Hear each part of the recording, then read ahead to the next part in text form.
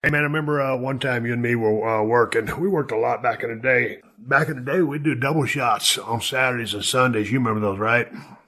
Oh, yeah. Oh, yeah. And a double shot was when, the first show would usually start about, what, 2 or 3?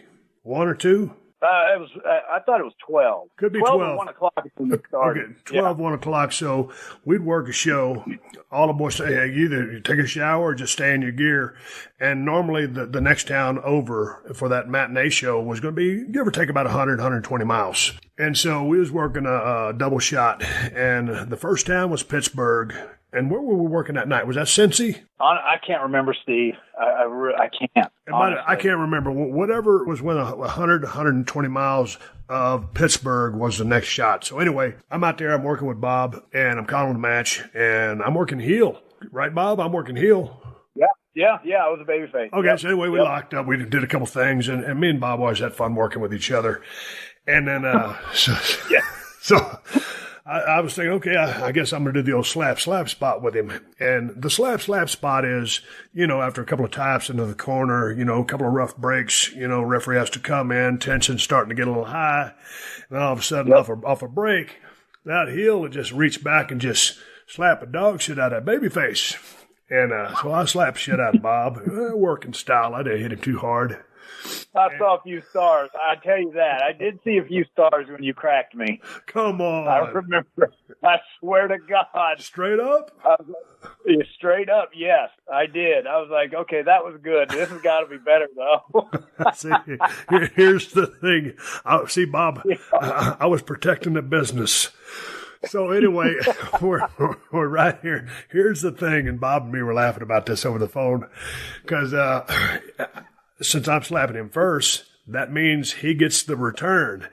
That means I'm setting the standard, and he's either going to either take care of me or protect the business on his end as well. Holy shit. Bob reared back. He was supposed to. He slapped the dog shit out of me. My jaw went over like one of them old school typewriters and dinged, and I pushed it back in place. It was like one of those deals where, okay, he cracked me. That was good. But, it's like I got to crack back. And it's one of those deals where I saw stars. He's got to see stars, too.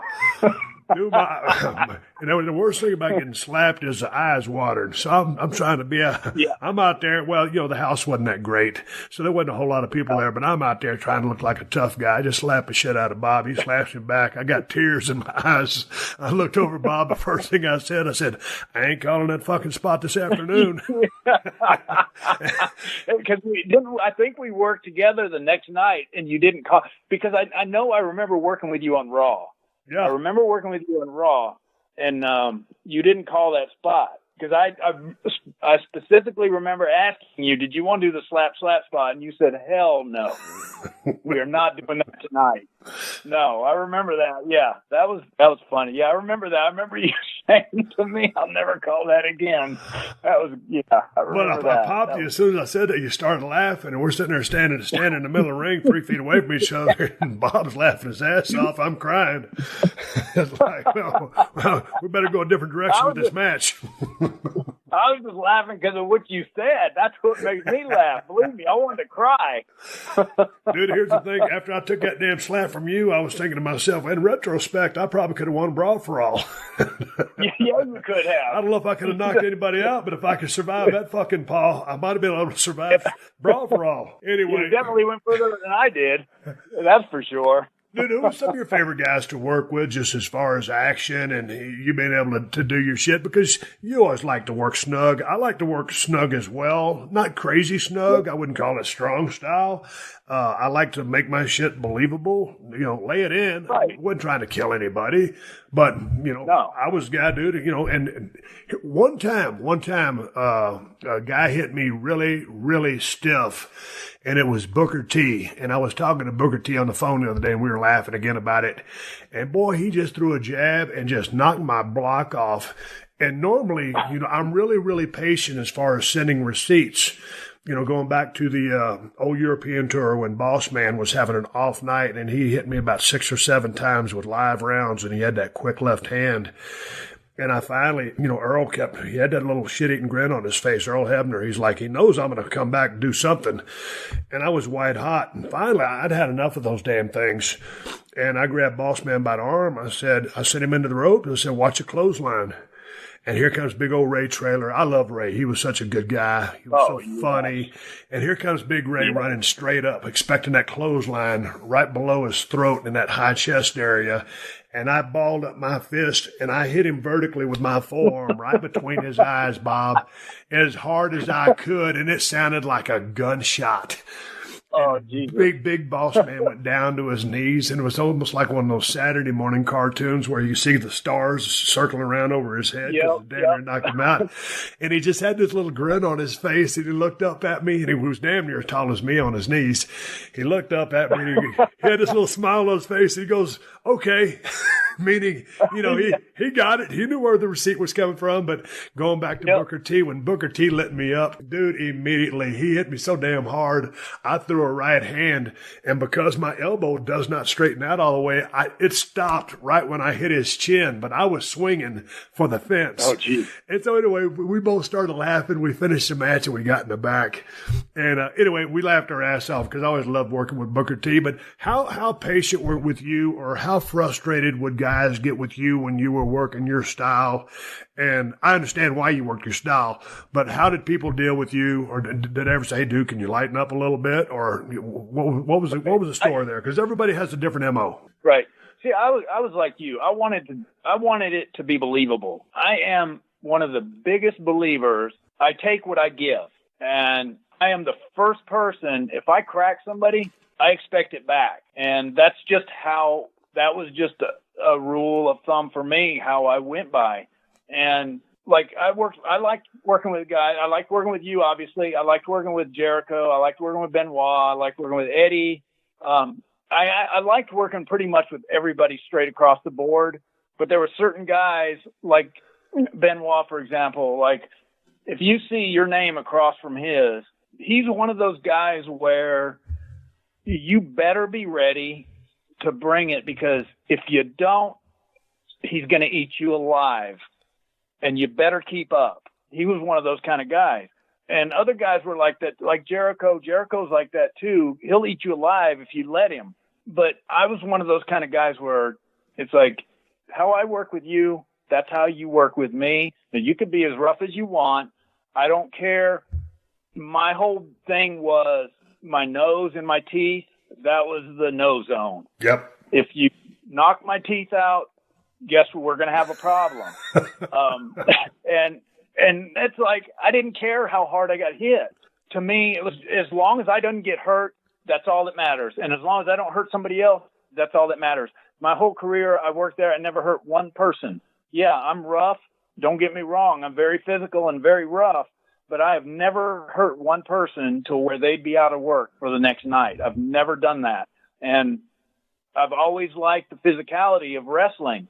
And my whole thing was, I don't want people to see through what I do. Yeah, they know the deal. The fans know what's up. Yep. But I want to put doubt in their mind. I've just always, I liked working with Brock because he's a big physical guy, and I liked working with him. And just anybody that was physical, I liked working with. The one guy that nobody ever talks about that was physical are actually the two guys. One was Tesh, and the other one was Gene Snitsky. Gene Snitsky is like running into a brick wall. And when he hits you, and I don't know, I'd say Gino, I think with me, Gene thinks, you know what, Bob, I could just do whatever I want to him, and he's going to be okay with it. And I was, but goddamn, that son of a bitch, he tried to hurt me. And it was funny because he would laugh. Every time he'd do something to me, he would laugh. And I remember one night in Cape Girardeau, Missouri, that bastard hit me so hard, and I picked up a chair, and I cracked him with a chair, Steve, and I laced him wide open. I mean, I ripped him wide open with that chair. Like, it looked like a pig was slaughtered in that ring. And which he was fine with it because we were both laughing about it when, of course I made sure he was all right. But Gene is somebody like Snitzky was a guy that I enjoyed working with him, but gosh dang, he was rough. I mean, he really was. and Tesh was rough too. Which I don't know if it was just with me that they were like they'd go overboard with. Which again, I never complained. I actually enjoyed it, to be perfectly honest. I don't know what's wrong with me, but I actually enjoyed how rough they were. I guess it makes it easier to sell, too, for me. One time they put me in the ring. It was a gauntlet match. I had to go through, 3 or 4 different guys. It was at a period of my time of my career. I was pretty burned out, and all of a sudden I see I'm going to be working with Tesh, and Tesh is no longer with us. I wish he was. But anyway, right. It was a television taping, Monday Night Raw, something like that, and Tesh was fairly green. You know, he was a big, tall, strong son of a bitch. He was strong. He was a big dude, and he was strong. And so, man, all of a sudden, he goes to send me into the ropes. Dude, when I'm sending somebody in the ropes, I'm going to send their ass into the ropes. But Jesus Christ, this guy acted like he was trying to start a lawnmower and been sitting out in the yard for about 15 years.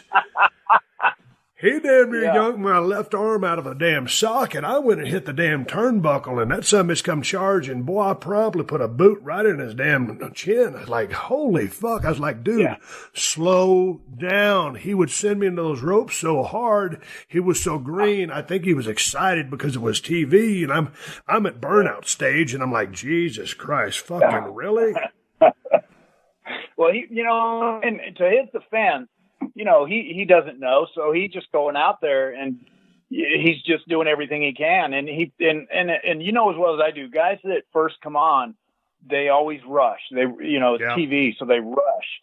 And he just probably didn't know any better, to his defense, and it's like, it's one of those things that, and plus what makes it worse is he's like 6'6", 275, and he wants to make a good showing too. So obviously it was one of those deals where he didn't know any. Nobody got to him and said, hey, this is a work. But he was a good dude. I wish he was still around. I mean, he got caught in some, I guess his pain pills and everything else. Too many of the guys have left us, and it's a shame.